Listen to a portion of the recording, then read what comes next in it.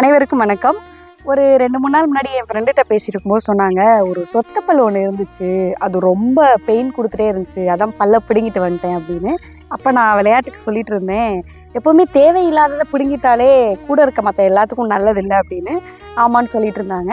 ஆனால் அப்போ யோசிச்சு பார்க்கும்போது தான் தெரியுது, இது எவ்வளோ ஆழமான ஒரு விஷயம் இல்லை அப்படின்னு. என்ன பிரச்சனைனா, பல்லில் எது தேவையான பல்லு, எது தேவையில்லாத பல்லுன்னு உடனே ஐடென்டி பண்ண முடிஞ்சிருது. ஆனால் வாழ்க்கையில் சில விஷயங்கள் இது தேவை, இது தேவையில்லைன்னு நம்ம ஐடென்டி பண்ணுறதுக்குள்ளே வாழ்க்கையில் பாதி முடிஞ்சிருது.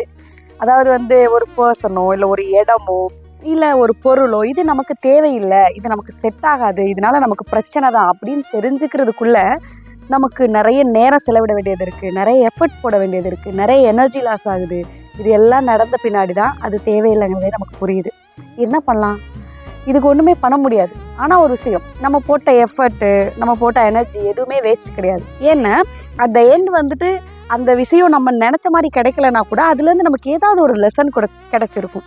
அந்த லெசன் தான் நம்ம பெற்றது அப்படின்னு நினச்சிட்டு அதோடு அதுலேருந்து விலகி வர முயற்சி பண்ணிடணும். நம்ம என்ன பண்ணுவோம்னா சம்டைம்ஸ் இல்லை அது நான் செலக்ட் பண்ணது என்றைக்குமே தப்பாகாது அப்படின்னும், தப்பாகவே இருந்தாலும் நான் அதை கூட தான் வச்சுக்குவேன் அப்படின்னும் பிடிவாதமாக அதை பிடிச்சிக்கிட்டே இருப்போம். அதுதான் ஆபத்துன்னு தோணுது. ஆக்சுவலாக சொத்து பல்லாக இருக்குது, அது ரொம்ப குடைச்சல் கொடுக்குது அப்படின்னு தெரிஞ்சால் பிடுங்கி எரிஞ்சிறது நல்லது. இல்லைன்னா இருக்கிற வரைக்கும் வழி தான். நன்றி.